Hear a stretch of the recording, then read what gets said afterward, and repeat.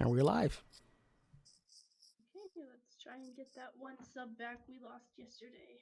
We lost a sub. Oh wow. Yeah, we lost one. Oh my goodness, why we're not live? Oh wait, we are live. Bam! All right, I got the chat on my phone. Let me tag it because God forbid YouTube let me post the link up anytime earlier.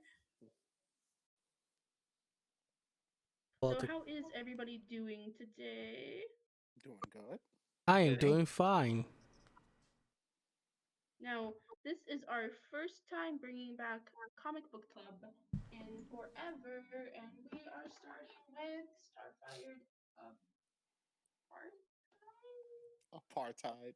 A, Apartheid. a partite. Yes, Of course you do that.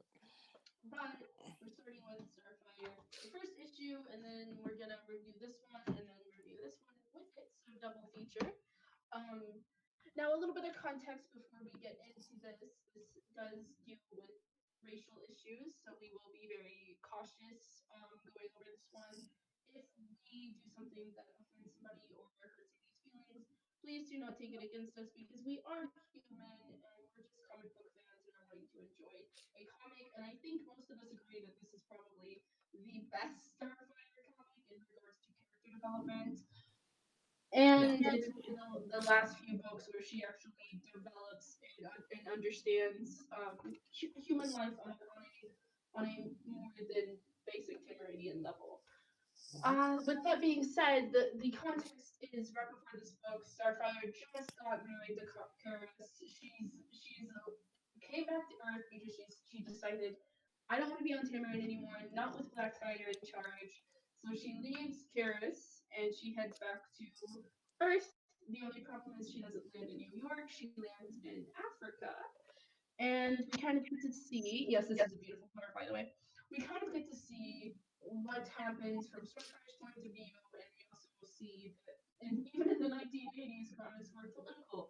Imagine that.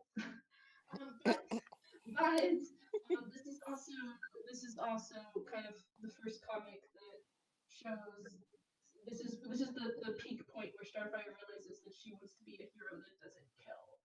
And this unfortunately is a comic that often gets forgotten by almost every Starfire fan except for the hardcore ones, and they're just like, does anybody remember this? Like she decided not to kill anymore. They see Yeah.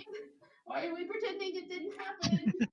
But as always, we let Raggedy first kind of talk about what he thinks. We're gonna go over a little bit of a panel or a page at a time. Then we'll kind of all talk about it. We start off with Raggedy, then we'll go to Speedy, then we'll end with me, and then we'll have Kid Flash put his 2 cents in, or Nacho Flash, whatever you want to call yourself. Real quick, is my mic really weak, guys? Because apparently people can't hear me. It's quiet. I boost you up. Hold on. I'm still having headset issues. I even bought something to fix the issue, and it still doesn't work. Okay, is it better? Hold on, I'm boosting you up right now. I wish you told me this before we start, I and not after we've done the stream. listen. I And have sensitive ears. Okay, so you loud is them quiet. So okay, Speedy, Raggedy, do I sound okay? It Do I sounds sound good. It sounds good on okay? my Yep, side. sounds good to me. Okay, Jesus Christ. But what's up, Kate? What's up, Spider Knight? What's up, Yvonne? And hello, Dark and Link. Yeah, Speedy always goes last. He never gets to go first. That's the I rule. mean, he's in the back of the bus. Well, we even posted up our numbers, and Speedy was third. So Speedy is always third. It's just Yeah. how it is.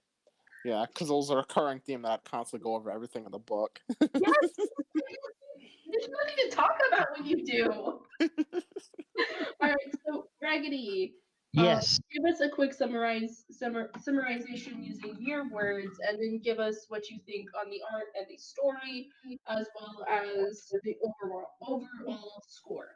All right. Well, the basic premise is Starfire returns to Earth after not having been there in a while. She basically just lands in Africa. And at first, she's really happy. It's like, I've missed Earth. It's beautiful. I've forgotten what it looks like outside of cities. And then she comes across a woman being burned alive. And she ends up getting involved in the South African politics. She she uh she is repulsed by the atrocity she's seeing, and um she gets carried away at some point. Some people get hurt.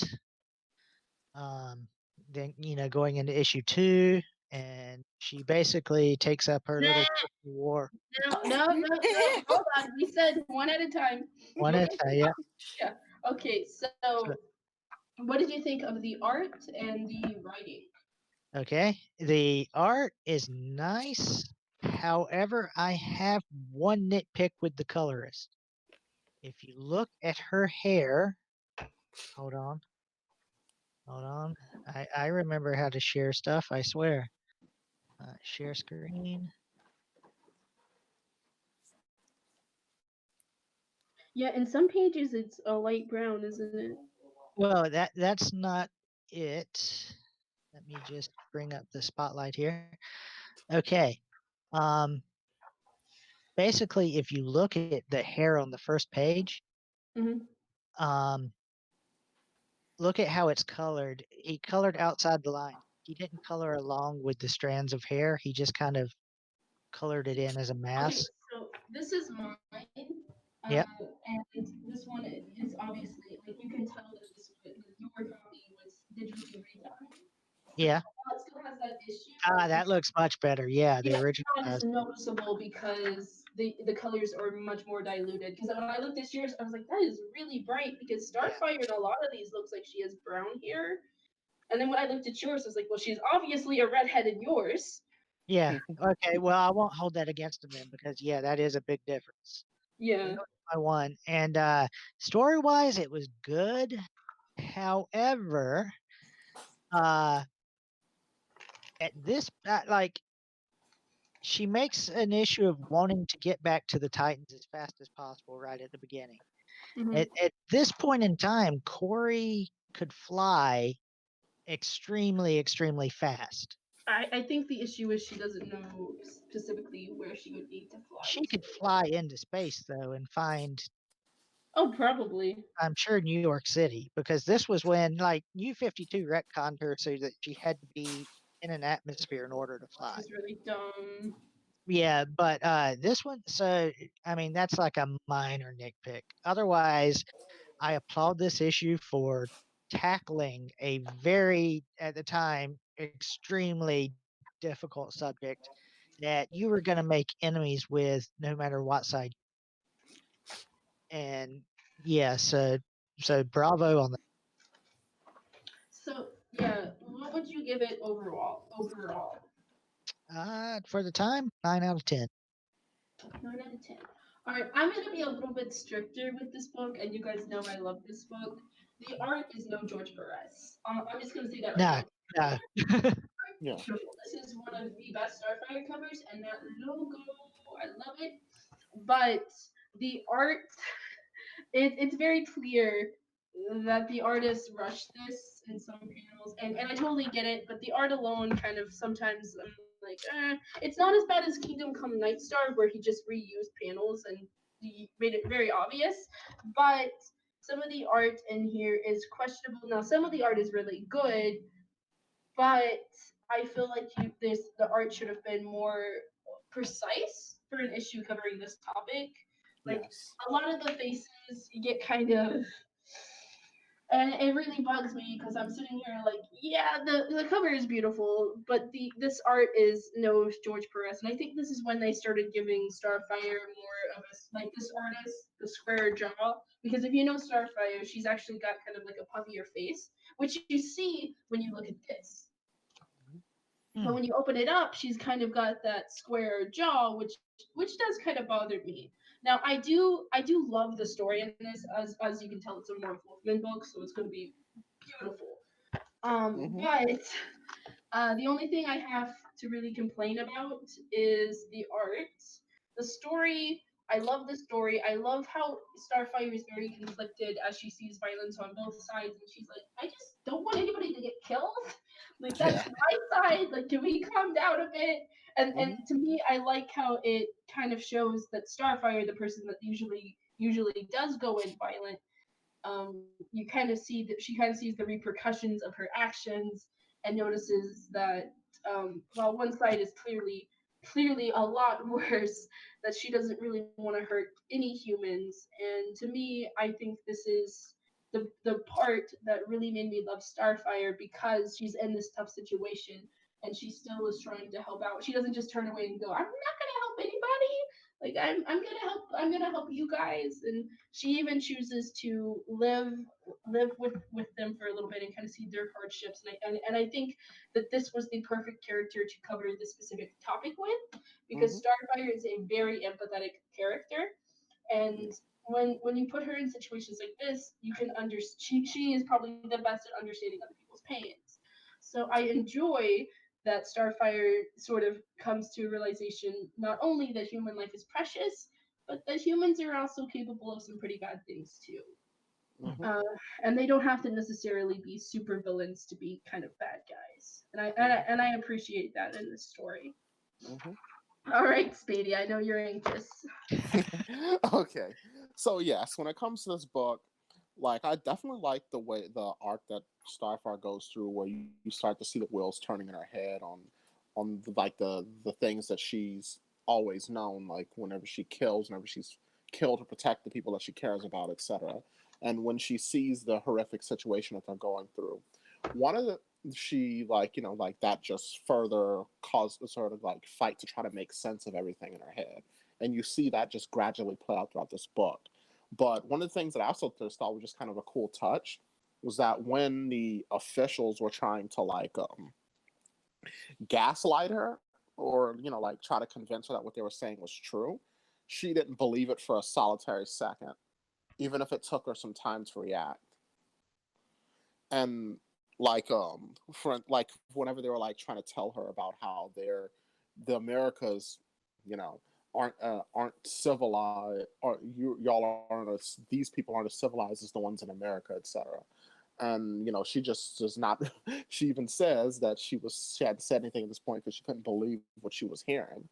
And whenever she agrees to help them and she hears about the horrible apartheid situation that's going on, with them being like moved to independent homelands and like having to go to work, forcing them to go into town to go to work, even though it's trouble for them to travel and everything else. Like, and just just like seeing the way that this has been all written. Well, there's many under less capable hands, this could have come across really cheesy, but I have to definitely hand it to Wolfman for being able to handle this in a way where it just he treats the subject matter with the respect that it deserves, Mm-hmm. along with still making it an engaging comic story. So when it comes to this part of the story, especially with near the end and everything, where you start to see that important moment where she blows up a building in anger, and at the very least, she gets the impression that she accidentally killed Father Mendutu, if that's how you pronounce his name. That right there just adds an extra exclamation point to this issue. So I'd probably side with Raggedy and give this issue a 9 out of 10. I don't think I gave my review. I would give it an 8 out of 10 for the art, because I feel like the story was a little serious. Yeah. And I think issue 2 does the art so much better. But you're about to hear a complaint I have with this artist. Yeah. Hmm. With Very issue 2. inconsistent and no No. Perez. It's I'll wait to give my review of it. Hmm. Kid Flash, did you want to say anything about it? Did you want to give your review, or I'll review a 7 out of 10. That's because like there's a lot of wording that's weird. Cause like, take that back? Rifle is a god. We don't have to insult him. okay, I'll just shut up then. Oh, Goodbye. Eglantine sold me a torn comic. Boy, Mhm. The I wolf. am not a little happy. I have because I own two copies of this, so I guess it's okay that this one's a little torn. But Eglantine, I'm coming for you. All right, we are now on to issue. Yeah, because last year opinion wasn't validated by the Council of Starfire. We're on to issue two. And this one picks up I'm just the right whipping boy in this where group, huh? issue one left off. Um, we don't really need to give a lot of context to it. We'll just talk about it as we go. Raggedy, would you like to start your review of issue one or two? Yes. Um, this one starts off with Starfire holding the body of Father Mandutu, who she believes she just killed. Mhm. Um, because in her anger, what did she do in the end of issue one? She blasted apart a building, right? Yeah, she Yes. like went crazy on like the guards and stuff. She was Mhm. like, Yeah. I am not having any more of this. So Mhm. she basically flies to a top of a mountain, Mhm. just devastated. Um, it's more the same. Like it's the continuation, of course. It's uh her getting involved. You get to see her little fiery anger quite a bit in this because she goes full out.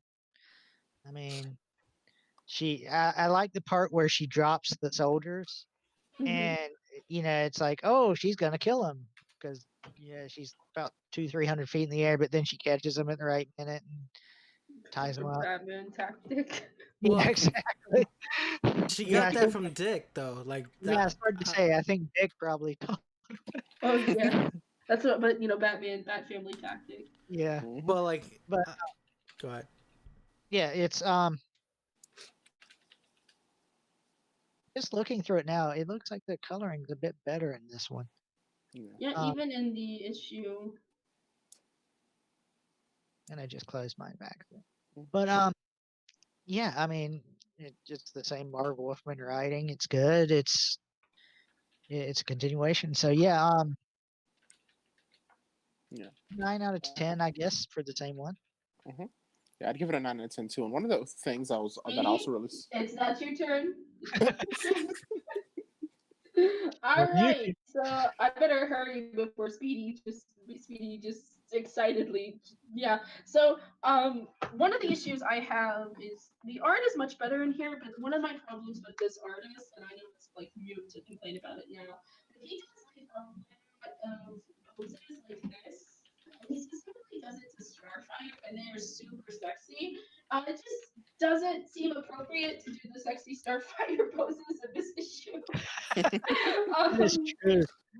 Yeah. if like any other time, I'd be like, "Yeah, Starfire looks so sexy, I love it." But in this book, I feel kind of uncomfortable. I'm like, "This is not the best time to do this." One of the things I do enjoy is sort of she's using the aspects that she's learned from Dick, which shows character development. She's no longer going, "I'm gonna go and beat everything up or starbolt it." I'm literally gonna actually use my brains and Yeah. start investigating stuff. And I like how she's right here. Like that's one of my favorite panels when she's like, "Yeah, I got this," Yeah. and she's just like, "I should probably start looking for stuff." I Mhm. also like how she calls them human yo-yos because I think it's really funny. I also enjoy how she actually discovered that she was not the one that murdered the father. My only problem is this ends in a very Starfire way, where she kind of does what she did with Tamaran, where she just kind of leaves and never mentions it again. Yeah. Um, Asking a bunch of stuff. Yeah. yeah, I mean, because she did it with Tamarin too. She's like, Yeah. well, I guess I'll leave that one, even though people are dying. And I know it's because they need her back on the Titans, because at that point in time, Starfire was a flagship character for the Teen Titans. She was a flagship character for DC. One of their most popular characters at the time. I mean, there's a reason why she was issue one. Mhm. Um, And I understand that they really needed her back on the Titans because, from my understanding, the Titans comics, from a lot of people's understanding, was when Starfire left, the arcs got really silly. They brought on Jason Todd, and people did not like Jason Todd. They brought Corey back and kind of got better for a little bit. And then they made it worse by adding Danny Chase. Yes, he makes everything worse. We reviewed the comic with Danny bragging about Jason's death, right? Oh yeah, and then, it was Yep. so funny watching Nightwing tear into him the way he did. That was a good review. Alright, I would give this one a 9 out of 10 just because I find the art so much more enjoyable. I do want to kill England team though because issue 2 is torn up and I'm not happy with him. Oh, wait. Before Speedy goes, I've just noticed something. Page 5, the bottom panel. Her silhouette is way too big for that mountain. She's like the size of a tree. Yeah, that was off-putting. Let me Yeah. see. Because The basically, bottom panel on page 5, where she says, "We will never see each other again." Look how big she is on top of that mountain compared to the yeah, forest below her. it's like a cartoon mountain that Uh, just drew her on. Because she just went to the top and it was just skinny at the top. It was like, doesn't make no, sense. I like how she's actually concerned about what Dick will think because it's really a Starfire thing. He's Yeah. like, I'm gonna disappoint Dick, and he's like, I just want him to love me again. And Yeah. yeah, it makes you really feel bad for Starfire, especially later on in the series. Okay, Speedy, you may now go. Okay. So with this book, yeah, just right out of the gate, I'm going to say that I give it a 9 out of 10, just so that suspense is killed. But when it comes to this book, one of the moments to me that was definitely moving was the moment when she says, "I'm no longer Tamaranian. What was right there is not right here. Like it or not, I've become an earthling, so I have to accept the consequences for my actions. And though I intended to do good, what I did was anything but." And then that's when she goes into the aforementioned part of the conversation where she mentions that she doesn't think, where she's saying we'll never see each other again. But it was really interesting to show Corey's integrity to this level where even though it's plainly obvious that she could easily not be arrested if she wanted to not be arrested in due time, she wanted to do time because of she just felt that she should because of what happened or what she thought happened. But then when we get more into it, not only do we find out that from that the document that they're saying that Mobutu signed, he was likely manipulated to sign if he did at all. But then, of course, you later find out during the fighting that she didn't kill him and he was shot. So that added a good little bit of mystery, and of course, it cleaned everything up perfectly to where she is not tied down to the story longer than she needs to be. But yes, this is definitely like just this conclusion, the art in the conclusion, the way the action was handled, the character development, everything about this arc was just exceptional. About this issue 2 was exceptional. And seeing even whenever she considered going on an angry rampage, she went back and calmed herself down and said that even though she was innocent, the lesson she learned from this is still valid.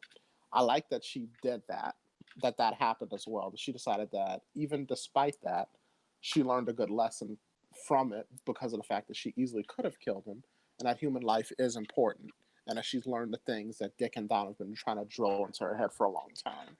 So this symbolized a significant change in her character, or evolution of her character, I should say. So yes, too long didn't read. Love this issue. Important issue. One of the most important issues to the Starfire character. All right. Um, I think we covered everything. I know this was sort of a difficult topic, so thank you guys for being patient with us. Real quick, I do want to promote the Sonic movie. Everybody, make sure you go see this movie just to spite the Bach fans because if you think they don't deserve it, I want you to know that they do deserve it.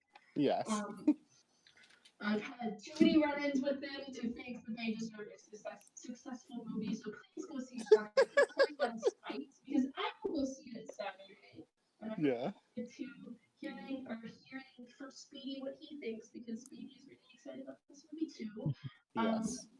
Thank you guys for hanging out in the chat. Thank you, Spider-Man, Nacho Ninja, for hosting, Yvonne, Joshua Hughes for being with us moderator, as well as the best little Raven troll.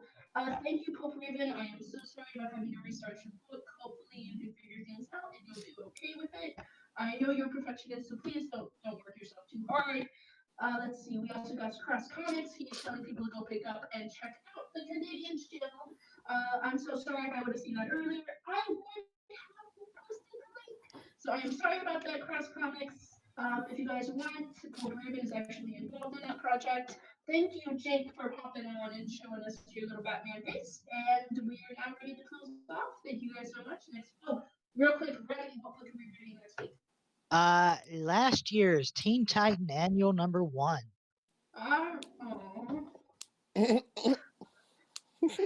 Do not all. Isn't that the one with the new team? Yes. Aww. Oh, it has a very special guest star. Red Hood? Yes. Why am I not surprised?